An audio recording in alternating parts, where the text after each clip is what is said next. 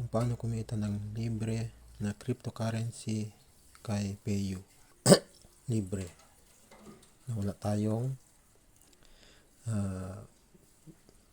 binabayad kahit na piso o 1,000 man.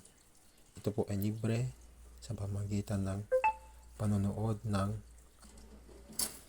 cellphone. Yan. Ganito lang siya. Skip mo lang siya. Punta tayo sa frameless ads. Yan. Tapos click mo yung yan. Click mo siya. Yun, nag-count na siya. So, ganyan lang po.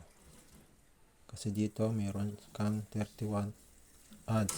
Dapat i-click mo lahat yan para kumita ka. Tapos, kaya mo na, skip mo na. Ayun, nag-count siya. O, diba? Ganyan lang yan. Kumita sa CoinPay. Ito po ay libre. At matagal ko na po itong ginagamit. 6 years ago. Pero may tagal na pala. Talaga ito legit. Kasi crypto wallet katulad ng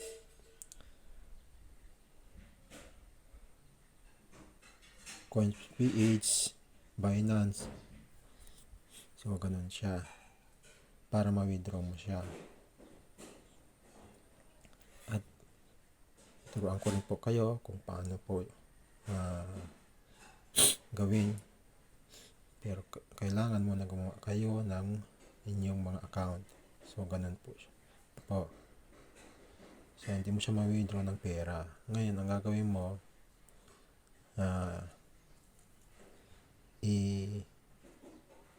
isa-swap mo siya sa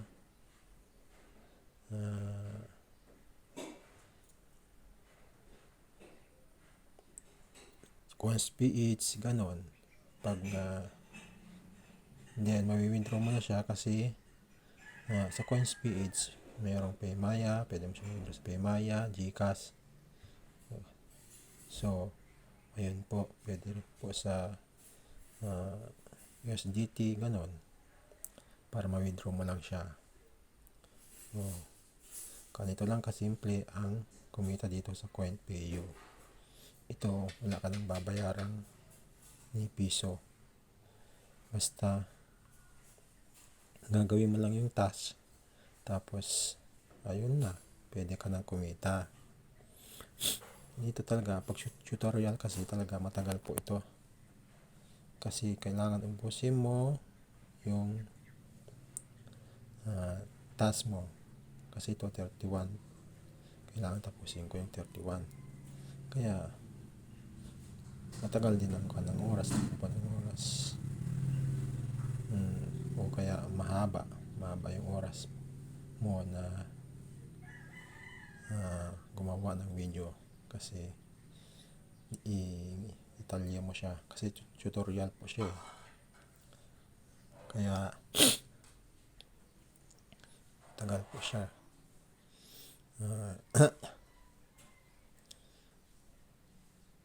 Pwede mo naman siyang escape kung gusto mo. Yun.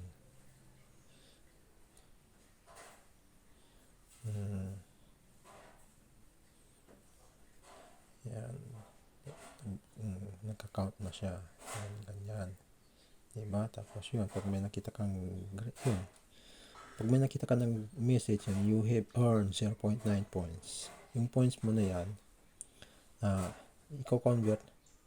i-convert yan sa cryptocurrency. And then, i-convert mo naman siya pwede mo siyang convert sa pera sa pamamagitan ng pag-transfer sa GCash at saka Paymaya.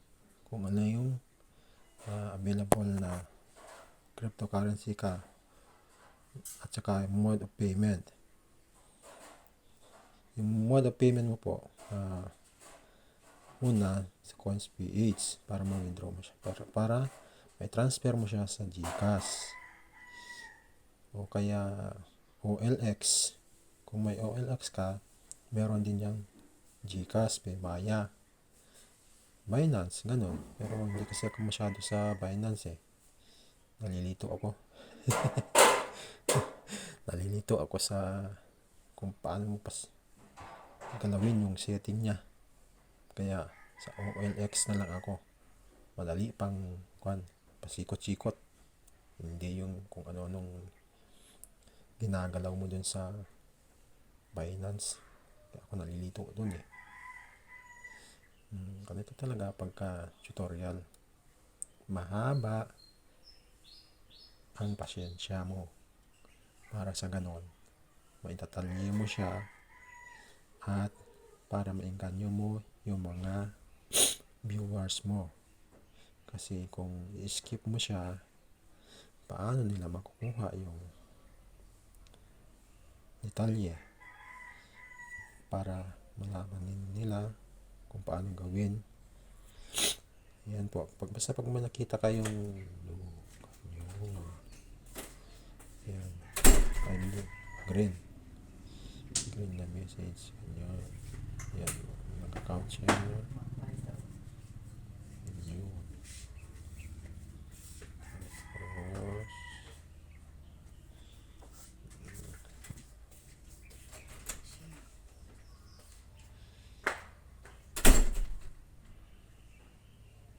Tapos, ganito lang po. Skip mo lang siya. O yun, may message na naman siya. Basta pagka-click mo ng ads, kikita ka na dito ng libre talaga. Kailangan may minimum kasi ang CoinPayo kung magkano ang dapat mong withdraw. Kaya hindi pwede yung gusto mo na agad na makapag-withdraw. Abutin ka ng mga months siguro bago ka makapag-withdraw. Ito ay para sa mga may background sa cryptocurrency talaga. Kasi kung wala kang background, medyo mahirap na. Hindi mo alam kung paano mo siya withdraw. Pero kung pag-aralan mo naman siya, makukuha mo, ma-withdraw mo yung pera mo dito. So, kailangan lang magtsaga ka at araw-araw mo gawin yung task. At ganun din sa Litecoin. Sa Litecoin naman, wait lang po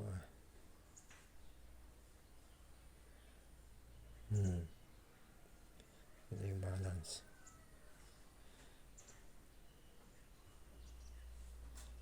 Wait lang po.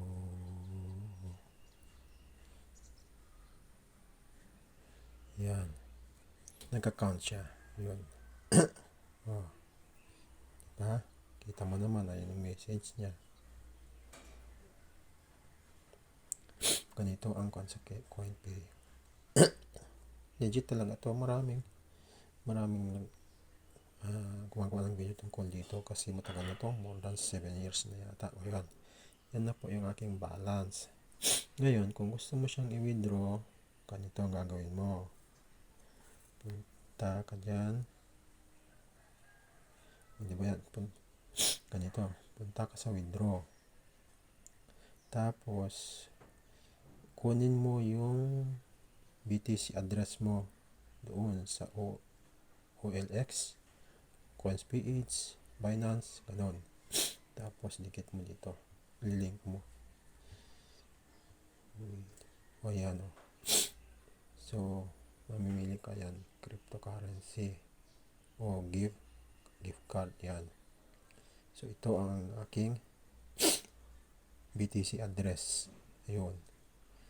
So, ganyan mo siya. Para dito siya ita-transfer sa address na ito.